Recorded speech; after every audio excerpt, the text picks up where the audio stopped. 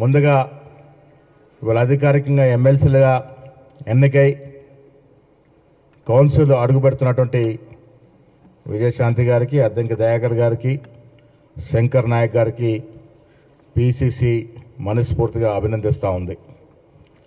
వీళ్ళ రాకతో కౌన్సిల్లో కాంగ్రెస్ పార్టీ బలోపేతమవుతుంది. ముగ్గురు కూడా కాంగ్రెస్ పార్టీతో అనలేని అనుబంధం ఏర్పరచుకొని రేపు భవిష్యత్తులో కాంగ్రెస్ పార్టీ కోసం ఇంకా బలోపేతం చేసినటువంటి నాయకులు. సామాజిక న్యాయానికి care of address Congress party. మీరు చూస్తూ ఉన్నారు, లంబాడా వర్గానికి చెందినటువంటి సీనియర్ కాంగ్రెస్ నాయకుడు శంకర్ నాయక్ గారు, వెనకబడ్డ తరగతులకి రిప్రజెంటేషన్ ఇవాళ తెలంగాణ రాష్ట్రంలో కాకుండా ఆంధ్రప్రదేశ్ రాష్ట్రం ప్రతి మహిళ గుండెల్లో కాకుండా మనలాంటి మిత్రులు కూడా గుండెల్లో మెదిలేటి ఆనాటి నేటి భారతం నుంచి ఇప్పటి వరకు కూడా ప్రజల్లో తనకంటూ ఒక స్థానం ఏర్పరచుకుంటూ విజయశాంతి గారు నిరంతరం కాంగ్రెస్ పార్టీ కోసం శ్రమిస్తున్న అద్దంకి దయాకర్ గారు ఇవాళ పరిపూర్ణమైనటువంటి సామాజిక న్యాయం కోసం ఆ కోణంలో ప్రయత్నిస్తున్న పార్టీ కాంగ్రెస్ పార్టీ. మిత్రులారా, ఈ ముగ్గురు కూడా భవిష్యత్తులో మళ్ళీ కాంగ్రెస్ పార్టీ అధికారం రావటానికి ఈ ముగ్గురు ఎంపిక తీవ్రంగా దోహదపడుతుందని చెప్పడానికి ఏమాత్రం అతిశయోక్తి కాదు. వారు ముగ్గురు కూడా మనస్ఫూర్తిగా అభినందన తెలియజేస్తూ ఇవాళ అసెంబ్లీలో జరిగినటువంటి ఘట్టానికి వద్దాం. ఒక దళితుడైన ప్రసాద్ గారికి మనం స్పీకర్ పదవి ఇచ్చాం. ఇలా అసెంబ్లీలో జగదీశ్వర్ రెడ్డి గారు వ్యవహరించిన తీరు, ఒక స్పీకర్ని అవమానించిన తీరు చూస్తూ ఉంటే గతంలో వారు నిరంకుశంగా ఒక నియంతలా వ్యవహరించిన కేసీఆర్ ఆనాడు దళితుడైన సంపత్ కుమార్ని ఏ రకంగా అసెంబ్లీ నుంచి బయటేశారో, వారితో పాటు వెంకటరెడ్డి గారిని ఏ రకంగా బయటేశారో మనం చూసాం. ప్రజాస్వామ్య విలువలకు తిలోకదలుస్తూ ఆ ఇరువురిని కూడా ప్రభుత్వ తప్పిదాలు ప్రశ్నిస్తే నిర్దాక్షిణ్యంగా అసెంబ్లీ సభ్యత్వం, స్పీకర్ని అదుపులో పెట్టుకొని అసెంబ్లీ సభ్యత్వాన్ని రద్దు చేసిన సంఘటన చూసాం. ఇది వారికి దళితుల పట్టినటువంటి నైజం. 2018లో మరొక దళితులైనటువంటి ఈనాటి ఉప ముఖ్యమంత్రి భట్టి గారిని సిఎల్పి నాయకుడు చేస్తే ఆ సిఎల్పి నాయకుడు హోదా లేకుండా కుతంత్ర కుయుక్తులు చేసి వారి హోదా లేకుండా చేసినటువంటి సంఘటన మర్చిపోలేదు. సంపత్ కుమార్ విషయంలో కానీ, ఇవాళ డిప్యూటీ సీఎంగా ఉన్న బట్టి విక్రమార్క విషయంలో కానీ కేసీఆర్ వ్యవహరించినటువంటి నియంతృత్వం మనం మర్చిపోలేదు. అడుగున బీసీల పట్ల, ఎస్సీల పట్ల ఆయన వ్యవహారం ఈ 10 ఏళ్లుగా చూస్తూ వచ్చాం. డిప్యూటీ ముఖ్యమంత్రి రాజయ్య గారిని ఉన్న ఫలంగా బర్తరఫ్ చేసినట్టు సంఘటన కూడా మర్చిపోలే. వారి ఎలా దళితుల గురించి మాట్లాడుతూ ఉన్నారు. మీకు తెలుసు మిత్రులారా, ఈ రాష్ట్రంలో 2023కు ముందు మా అధినేతలు మల్లికార్జున్ ఖర్గే గారు, సోనియా గాంధీ గారు, రాహుల్ గాంధీ గారు, ప్రియాంక గాంధీ గారు రాష్ట్రంలో పర్యటించి ఈ రాష్ట్రంలో ఉన్నటువంటి రాజకీయ స్థితిగతులు వివరించి మేము అధికారంలోకి వస్తే దళితులకి, బీసీలకు న్యాయం చేస్తాననే మాట ఈరోజు నిలబెట్టుకున్న సందర్భం. రేవంత్ రెడ్డి గారు ముఖ్యమంత్రి అయితే మహేష్ గౌడ్ గారు పీసీ అధ్యక్షుడు అయిన సందర్భం. ఇవాళ శంకర్ నాయక్ గారిని, విజయశాంతి గారిని, అద్దంకి దయాకర్ గారిని కౌన్సిల్కి తీసుకొచ్చినామంటే మాకున్నటువంటి అకుంఠిత భావం, మాకున్న కమిట్మెంట్ బయటపడతా ఉంది. ఇవాళ జగదీశ్వర్ రెడ్డి గారు వహించిన తీరు ఎవరు కూడా సమర్థించే పరిస్థితులు లేరు. సాక్షాత్తు స్పీకర్గా ఉన్నటువంటి ప్రసాద్ విషయంలో ఆయన వివరించిన తీరు చాలా గర్హించినటువంటి విషయం. అహంతో 10 ఏళ్లుగా దోచుకున్నటువంటి డబ్బు ఉంది కానీ అహంతో వివరించినట్టుగా కనబడతా ఉంది.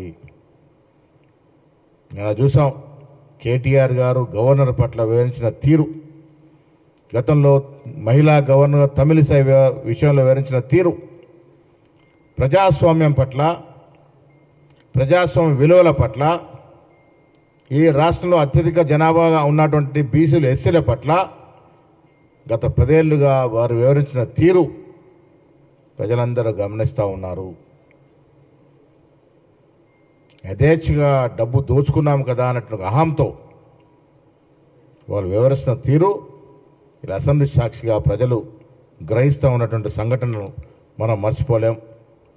మిత్రుల, కాంగ్రెస్ పార్టీ ఇలా దేశంలో మాకు కాబోయే ప్రధానిగా ఉన్నట్టు రాహుల్ గాంధీ భారత్ జోడో యాత్ర చేస్తూ కన్యాకుమారి నుంచి కశ్మీర్ వరకు ఆయన చేసిన యాత్రలో ఆయనకు వచ్చిన వినతులు, ఆయనకు వచ్చినటువంటి రిక్వెస్ట్లు, ఆయన భౌగోళికంగా స్థితిగతులు, అక్కడ ఉన్న పరిస్థితులు, ఆయన విన్న ఆక్రందనలు, ఆయన విన్న దుఃఖ సాగరాలు విన్న తర్వాతే ఈ దేశంలో కుల సర్వే జరగాలి, ఈ దేశంలో అట్టడుగున్నటువంటి ఎస్సీ, ఎస్టీ, బీసీ మైనార్టీలకి వారికి రావాల్సిన వాటా రావాలి అన్న తలంపుతో కుల సర్వేకి ఆదేశిస్తే భారతదేశ స్వాతంత్ర చరిత్రలో మొదటిసారిగా కుల సర్వే జరిపి మేమున్నాము మీకు అనేటువంటి ఒక మాటని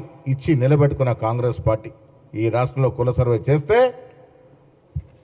వారు 10 ఏళ్ళ చేయలేదు, మనం చేస్తే తప్పులు తీస్తూ ఉన్నారు.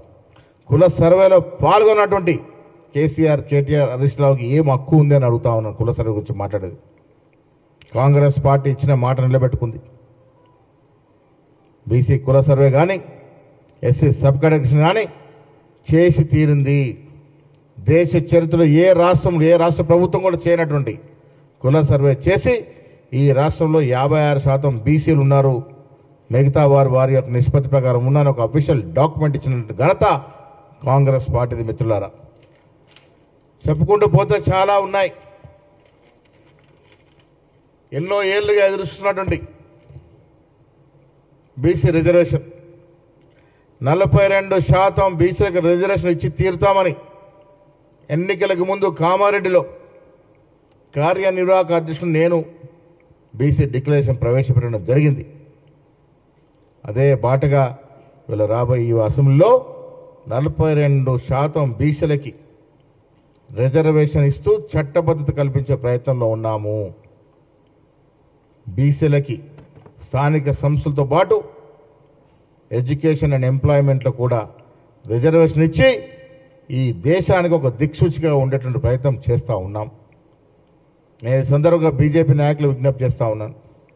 బండి సంజయ్ గారు కేంద్రంలో మంత్రిగా ఉన్నారు, మీరు తెలుసుకోవాల్సిన విషయాలు చాలా ఉన్నాయి. కేవలం ముస్లింలు సాగుపెట్టుకొని బీసీలకు అన్యాయం చేసే ప్రయత్నం మీరైతే చేస్తూ ఉన్నారో బీసీలు అన్ని కూడా గమనిస్తూ ఉన్నారు. ఈ దేశంలో ముస్లింలు భాగస్వామ్యం, ఈ రాష్ట్రంలో ముస్లింలు భాగస్వామ్యం 56% ఓబీసీలు ఉన్నారన్న మాట నేను చెప్పాం. అది సాగుగా పెట్టుకొని మీరు బీసీలకు అన్యాయం చేసే ప్రయత్నం మీద చేస్తూ ఉన్నారు. బండి సంజయ్ గారు, మిమ్మల్ని ఈ రాష్ట్ర బీసీలు క్షమించరు. నిజంగా చిత్తశుద్ధి ఉంటే, నిజంగా మోడీ గారు ఓబీసీ వర్గానికి చెందినవారైతే మీరు కూడా దేశవ్యాప్తంగా కుల సర్వే చేయండి. వచ్చే సెన్సస్లో కులాన్ని తోడు చేసి కుల సర్వే చేయండి. మీరు బీసీగా ఉన్నారు, ఆనాడు మీ పదవికి లాక్కున్నటువంటి బండి సంజయ్ గారు, కుర్మ కులానికి సీనియర్ నాయకుడి నుండి బందా దత్తరయ్య పార్లమెంటు స్థానాన్ని లాక్కున్న కిషన్ రెడ్డి గారు ఇవాళ బీసీల గురించి మాట్లాడుతూ ఉన్నారు. ఎంత విడ్డూరం అండి! ఒక అధ్యక్షుడు ఉన్నట్టు బండి సంజయ్ పదవి లాక్కుంటాడు, ఒక పార్లమెంట్ సభ ఎన్నో పార్లు ప్రాతినిధ్య కేంద్ర మంత్రిగా చేసినట్టు బండారు దత్తరయ్య గారు పార్లమెంటు స్థానాన్ని లాక్కుంటాడు. ఆయన ఇవాళ బీసీల గురించి మాట్లాడతారు. ఇది ఎక్కడ విడ్డూరమో మాకు అర్థమవుతలేదు. ఇవాళ మహిళలు విజయశాంతి గారికి శాసనమండలిలో హైకమాండ్ స్థానం ఇచ్చింది అంటే మాకు మహిళల పట్ల గౌరవం ఉంది.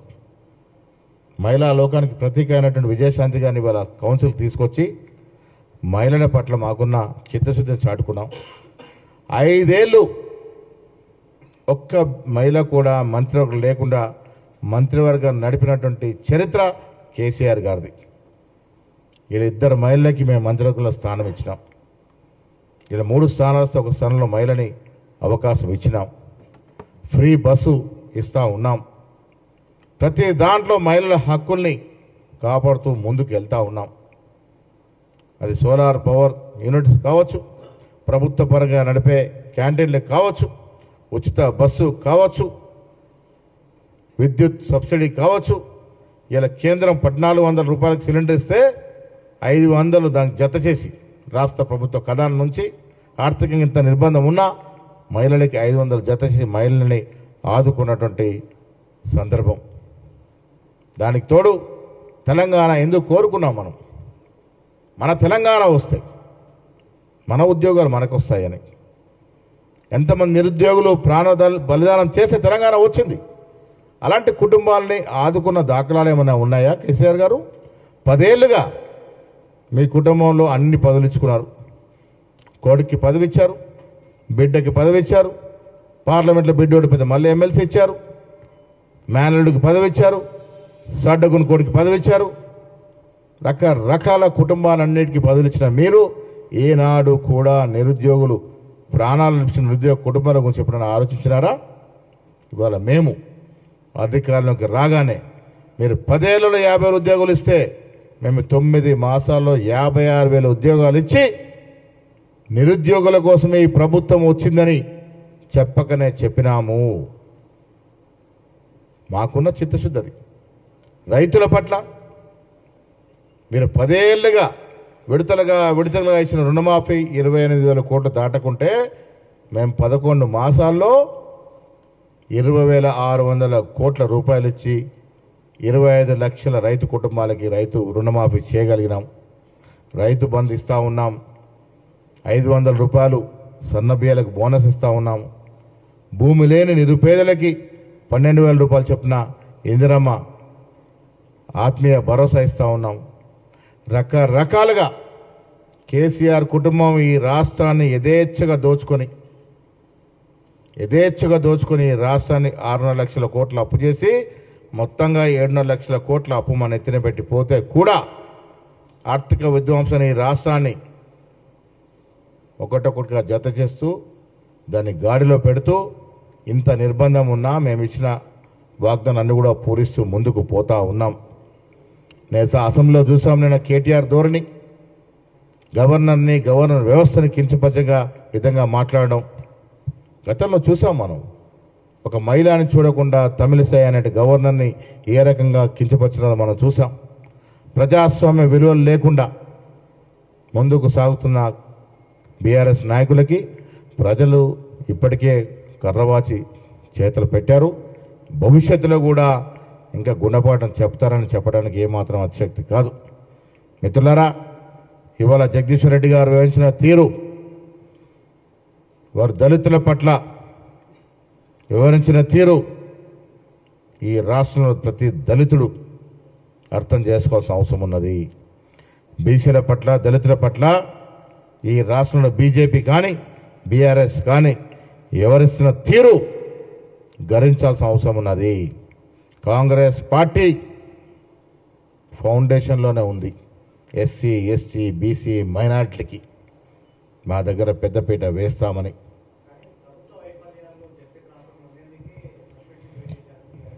అసలు ప్రభుత్వంలో జరుగుతున్న వైఫల్యం ఏమిటి? తీసుకురండి, బయటకు తీసుకురండి. నేను చాలా సందర్భాల్లో కేటీఆర్ గారికి హరీష్ రావు గారికి ఛాలెంజ్ ఇస్తాను. ఇవాళ మళ్ళీ ఛాలెంజ్ ఇస్తూ ఉన్నాను. మీరు ఏ అంశం మీద చర్చకు వస్తారో, ఎక్కడ చర్చ పెట్టుకుందామో మీరే నిర్ణయం చేయండి. నేను వస్తాను, నాతో పాటు మా డిప్యూటీ సీఎం గారు వస్తారు.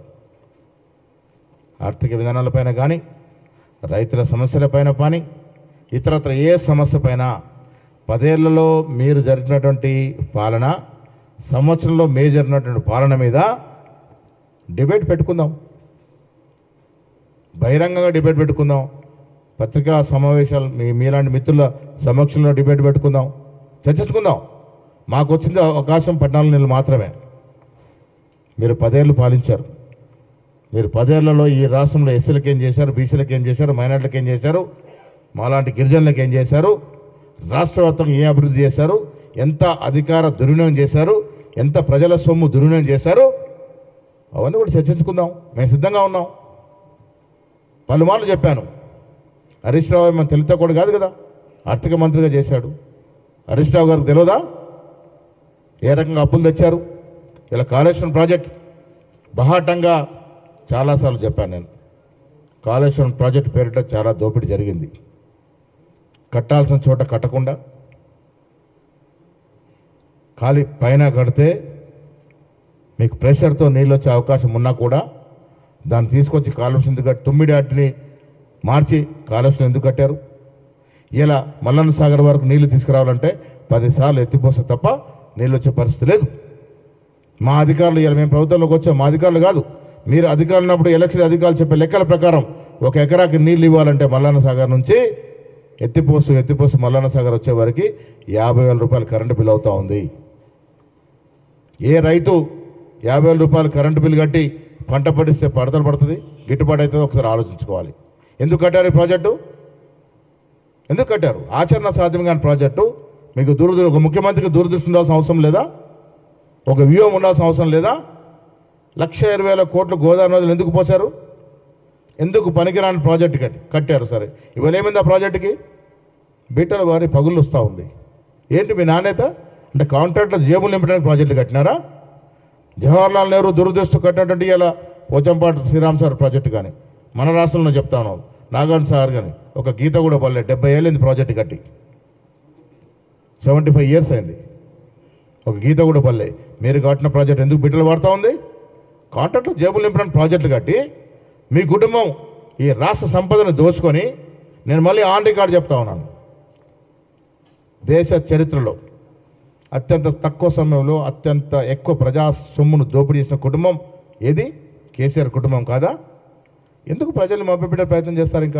ఇంకా రాజకీయాలకు రావాలి, ఇంకా నేను ఏదో మంత్రిగానే ఉన్నాను, మా నాయన ఏదో ముఖ్యమంత్రిగానే ఉన్నాడని అహంతో వ్యవహరిస్తున్న తీరు ఇవాళ ప్రజలు గ్రహిస్తూ ఉన్నారు. ఎందుకు మీరు ప్రజలు గుణపాఠం చెప్పారు? మీకు ఎందుకు మేము పదోచ్చులు చేశారు? ఎందుకు పదవులు తీర్చారు? మీ అరాచకం ఎక్కువైపోయి, మీ దోపిడీ ఎక్కువైపోయి, ఇంకా ఇల్లుంటే రాష్ట్రం మొత్తం సర్వనాశనంతో ఆలోచించారు కదా, ప్రజలు మీరు దించినారు. ఇలా మేము అధికారంలోకి వచ్చిన తర్వాత ఎన్నికలకు ముందు ఇది వరంగల్ డిక్లరేషన్ కావచ్చు, కామా డిక్లరేషన్ కావచ్చు, ఇతరత్ర అంశాలను మేము ఇచ్చిన వాగ్దానాలు కావచ్చు, ఆర్థికంగా ఇంత నిర్బంధం ఉండి కూడా ఒకటొకటిగా చేరుస్తూ వస్తూ ఉన్నాము.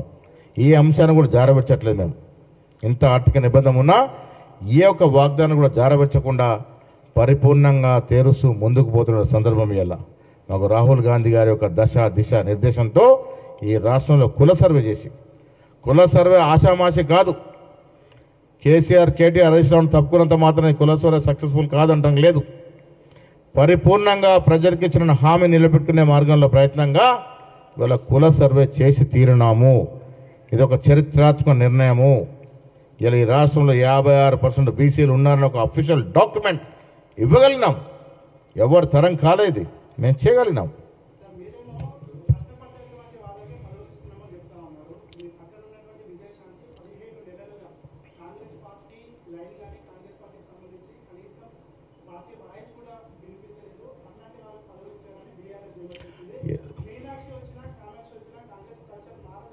ఇప్పుడు అక్కస్తో మాట్లాడే వ్యక్తులకు జవాబు వేయలేము.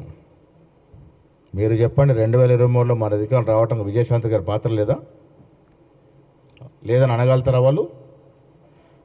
విజయశాంతి గారు 2 మీటింగ్లు అటెండ్ చేశారు. కాంగ్రెస్ కోసం శ్రమించలేదా? స్టార్ క్యాంపెయినర్గా 2023లో అధికారులు రావడానికి వారు ప్రసంగించిన ఎన్నో మీటింగ్లు మాకు దోహదపడలేదా? వారు బిజీ షెడ్యూల్తో ఉంటే కొద్ది దూరం ఉండి ఉండొచ్చు, తప్పేముంది? ఒక బీసీ మహిళగా వారిని గుర్తించి పిలిచి ఎమ్మెల్సీగా చేసింది హైకమాండ్. ఇవాళ మీరు ఇవ్వలేరు. ఇంకా బీఆర్ఎస్ నాయకులు సిగ్గు లేకుండా మాట్లాడుతున్నట్టు లెక్క. నేను జనరల్గా భాష దిగజారి మాట్లాడను. ఒక్క మహిళని కూడా 5 ఏళ్ళు మీరు మహిళకి స్థానం ఇవ్వకుండా క్యాబినెట్ నడపగలరంటే ఏం సంకేతం ఇచ్చారండి ఇది రాష్ట్రానికి, దేశానికి? క్యాబినెట్లో మంత్రి లేకున్నా పర్లేదు, నా బిడ్డ ఉంది కదా అని నడిపించినట్టు మీరు ఇలా మహిళల గురించి మాట్లాడితే ఎట్లా?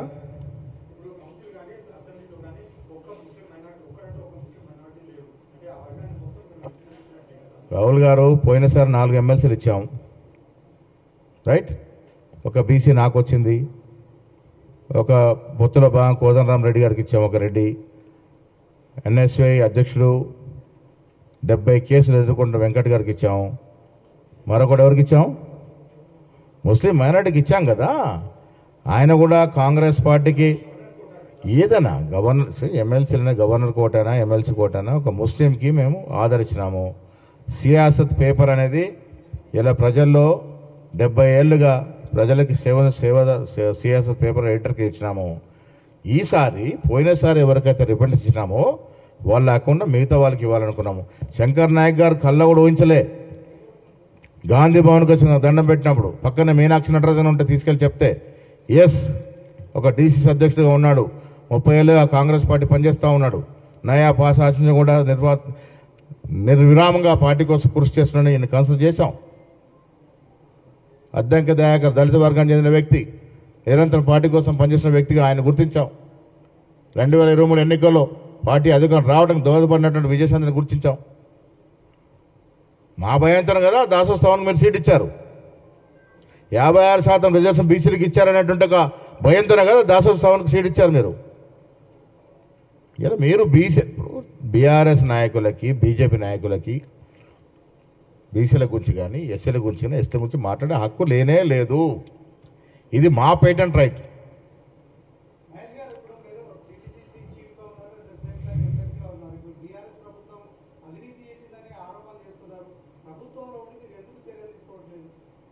ఇప్పుడు ఏదైనా అవినీతి ఆరోపణలు మీకు గుర్తుండాలి. ప్రభుత్వంలోకి వచ్చి రేవంత్ రెడ్డి గారు ముఖ్యమంత్రి 18 రోజునే అవినీతి గురించి మాట్లాడారు. అసలు ప్రభుత్వం ఎస్టాబ్లిష్ కాలే, అధికార యంత్రం ఎస్టాబ్లిష్ కాలే, రేవంత్ రెడ్డి గారు అవినీతి చేస్తున్నట్టు మాట్లాడారు. అంటే దీని అర్థమైంది బురదల్లి లబ్ధి పొందాలని ప్రయత్నము. నిజంగా అవినీతి జరిగింది రాష్ట్రంలో అంటే మీరు ఉదాహరణలు తీసుకురండి, నేనే నిలదీస్తాను. I have every right as a PC ప్రెసిడెంట్గా. ఈ రాష్ట్రంలో అవినీతి జరిగితే తప్పకుండా నిలదీస్తాం. మీరు చెప్పండి ఎక్కడ అవినీతి జరిగింది అన్నది. ఇలా అధికారులు, నేను మీ ద్వారా ఇవాళ రాష్ట్రంలో అధికారులకి హెచ్చరిస్తూ ఉన్నాను, కొంతమంది అధికారులు నిర్వహించాల్సిన విధులు నిర్వహించట్లేదు, తద్వారా ప్రభుత్వానికి చెడ్డ పేరు వస్తూ ఉంది. అది చిన్న స్థాయి అధికారి, ఎంఆర్ఓ స్థాయి నుంచి అది ఐఏఎస్ అధికారి వరకు ఉన్నారు, అలసత్వం ప్రకటిస్తూ ఉన్నారు. ఆ అధికారుల వల్ల ప్రభుత్వానికి చెడ్డ పేరు వచ్చే అవకాశం ఉంది. నేను మీ ద్వారా ఆ అధికారం విజ్ఞప్తి చేస్తూ ఉన్నాను. మనమున్నది ప్రజల సేవ కోసము. అది రాజకీయ నాయకుడు కావచ్చు, అధికారి కావచ్చు. ప్రభుత్వం ఇచ్చే డబ్బుతో మనం చేస్తున్నప్పుడు మనం విధిగా ప్రజల్ని ఆదుకోవాల్సిన అవసరం ఉన్నది. చాలా చోట్ల అధికారుల మీద ఫిర్యాదులు వస్తూ ఉన్నాయి. వారు చేసేటువంటి పనుల వల్ల ప్రభుత్వం చెడుపేరు వస్తూ ఉంది. మీ ద్వారా ఆన్ రికార్డ్ ఇవ్వాలి హెచ్చరిస్తూ ఉన్నాను. అది ఎంఆర్ఓ కావచ్చు, ఐఏఎస్ అధికారి కావచ్చు. మీరు నిధులు సక్రమంగా నిర్వహించుకుంటే ప్రభుత్వం తీవ్రంగా ఆలోచిస్తుంది.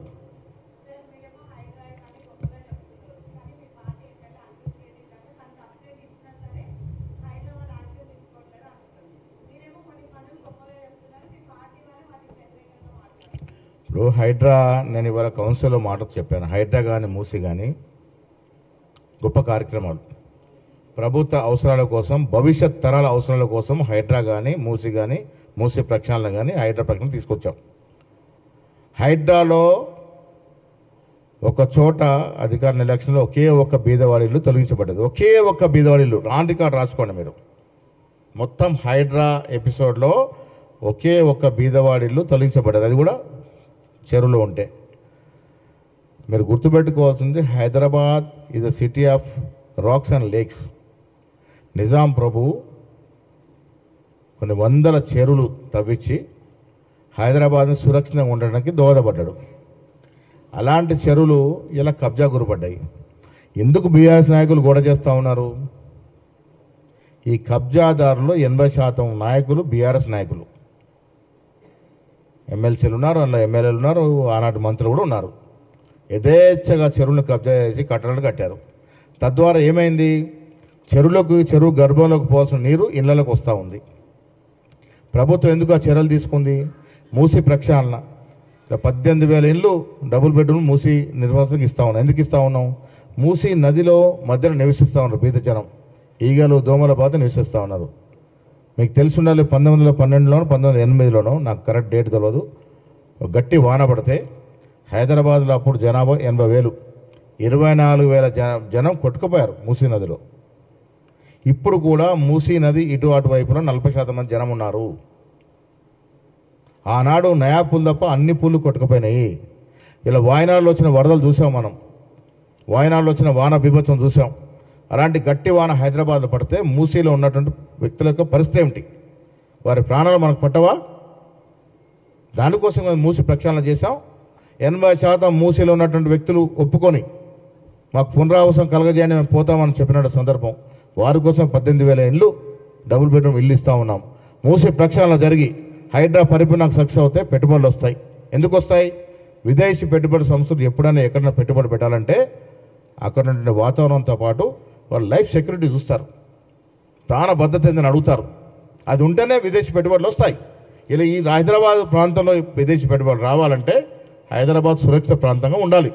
దానిలో భాగంగానే హైడ్రా మూసి టేకప్ చేస్తే నానా గొగ్గోలు పెట్టి వారి పార్టీలో ఉన్న ఎమ్మెల్యేలు కబ్జాలు చేసినటువంటి పరిస్థితులు పోతాయని భయంతో దీన్ని గొగ్గోలు పెట్టి ఆపే ప్రయత్నం చేస్తూ ఉన్నారు. ఇది వాస్తవం. 100%గా పోతాం. ఇది దక్షిణాది ప్రాంతంలో రాజకీయ నాయకులందరూ కూడా పార్టీలకు అతీతంగా మాకు కూడా పిలుపొచ్చింది. మున్సిపల్ అడ్మినిస్ట్రేషన్ మినిస్టర్ గారు వస్తూ ఉన్నారు, రేపేళ్ళుండో ముఖ్యమంత్రి గారిని మాతో పాటు ప్రతిపక్షాలందరినీ పిలుస్తూ ఉన్నారు. ఇది మనందరికి కూడా అవసరమైన సబ్జెక్ట్. బీజేపీ వ్యూహాత్మకంగా పర్మనెంట్గా అధికారంలో ఉండాలని ఉత్తర భారతదేశంలో సీట్లు పెంచుకునే యత్నంలో చాలా దుర్మార్గంగా ఆలోచిస్తూ ఉంది. దక్షిణాది ప్రాంతంలో ఏ ఒక్క పార్లమెంట్ సీటు పెరగకపోయినా తగ్గడం తర్వాత తగ్గదని చెప్తా ఉన్నారు. దాంట్లోనే మతలబు ఉంది, పెరగాల్సిన అవసరం ఉంది. ఉత్తర భారతదేశంలో ఎన్ని సీట్లు పెరుగుతాయో అదే నిష్పత్తిలో దక్షిణ భారతదేశంలో సీట్లు పెరగాల్సిన అవసరం ఉన్నది. ఆ దశగా ముఖ్యమంత్రి గారు మేము కూడా ఆలోచన చేస్తూ ఉన్నాము. ఒక కమిటీ కూడా వేసాం మేము, దాని మీద పరిశీలన చేస్తూ ఉంది. స్టాలిన్ పెట్టబోయే మీటింగ్ హాజరవుతాం, మా వాడిని వినిపిస్తాం. డీలిమిటేషన్లో లొసుగులు ఉన్నాయి.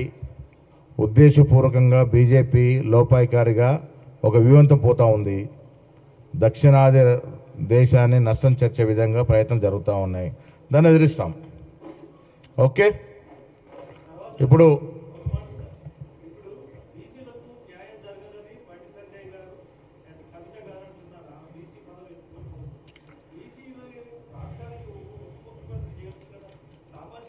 డెఫినెట్గా నేను చాలా సందర్భాల్లో చెప్పాను. లేదా నేను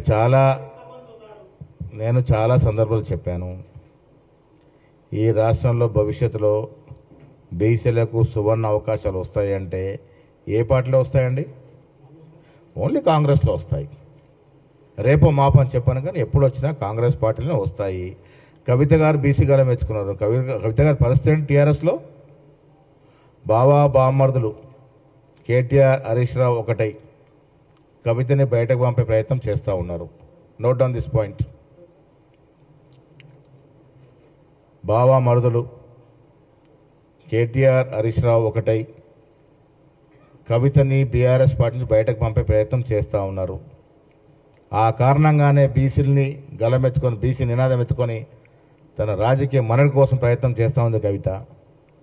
ఏం చేశారు బీసీల కోసం కవిత గారు? ఇలా వారి బర్త్డే, వారికి శుభాకాంక్షలు. కవిత గారి బర్త్డే వల్ల వారికి శుభాకాంక్షలు. కానీ ఏం చేశారు? ఏం చేశారు కవిత గారు బీసీల కోసం? ఇలా బీసీలు నినాదం ఎత్తుకునే అవకాశం, ఆ హక్కు ఆమెకి ఎక్కడిది? ఒక మహిళని రాష్ట్ర క్యాబినెట్లో చేర్చుకోకుంటే నాయన్ని అడగలేనటువంటి చేతగానటువంటి కవిత గారు ఇవాళ బర్త్డే ఆవిడ గురించి మాట్లాడదు. కానీ ఇలా బీసీల గురించి మాట్లాడతారు. ఏం చేశారు బీఆర్ఎస్ పార్టీలో బీసీల గురించి చెప్పండి. ఏం ఉద్ధరించారు బీసీల గురించి? వాళ్ళు ఇలా వాళ్ళ మనుగడ కోసం, వాళ్ళ రాజకీయాల కోసం ఒకరు బీసీ కార్డు తీసుకుంటారు, ఒక ఎస్సీ కార్డు ఎస్సీ. అరే ఈ రాష్ట్రంలో ఉన్నటువంటి ఎస్సీ ఎస్టీ బీసీ మైనార్టీలు విఘ్నులు, అన్నీ తెలుసు వారికి. వీళ్ళు మైండ్లాగా రిజర్వేషన్ ఇచ్చింది ఎవరండి? 4% రిజర్వేషన్ ఇచ్చింది ఎవరు? కాంగ్రెస్ పార్టీ కదా. ఇలా 10% ఓబీసీ మైనార్టీలను చెప్పింది ఎవరు? కాంగ్రెస్ పార్టీ కదా. ఏం చేసింది? అన్నేళ్ళు 10 ఏళ్ళు మైనార్టీలోకి ఓట్లు వేసుకున్నటువంటి బీఆర్ఎస్ పార్టీ మహిళల కోసం ఏం చేసింది? మహిళల కోసం ఏం చేసింది? బీసీల కోసం ఏం చేసింది? ఎస్సీల కోసం ఏం చేసింది? ఇవన్నీ బూటక మాటలు ప్రజలు నమ్మే పరిస్థితులు లేరు. కాబట్టి ఏదేమున్నా భవిష్యత్తులో ఎస్సీ ఎస్టీ బీసీ మైనార్టీకి లాభం జరగాలి అంటే కాంగ్రెస్ పార్టీలో జరుగుతుంది. ఇప్పుడు ఎమ్మెల్సీగా ఎన్నికైనటువంటి అభ్యర్థులు వారి వారి ధన్యవాదాలు చెప్తారు. అచ్చా, రేపు జరుపుకుపోయే హోలీ మీకు, మీతో పాటు రాష్ట్ర ప్రజలందరూ కూడా హోలీ శుభాకాంక్షలు. ఇది రంగుల పండుగ. ప్రజల జీవితాల్లో ఈ రాబోయే సంవత్సరం పొడుగునా రంగురంగులుగా జీవితాలు బాగుపడాలి. ఆర్థికంగా, విద్యాపరంగా అన్ని రకాలుగా ప్రజలు ఆనందోత్సవాలు జరుపుకోవాలి. రేపు జరపే హోలీ సందర్భంగా మీ అందరికీ తెలంగాణ రాష్ట్ర ప్రజలందరూ కూడా శుభాకాంక్షలు.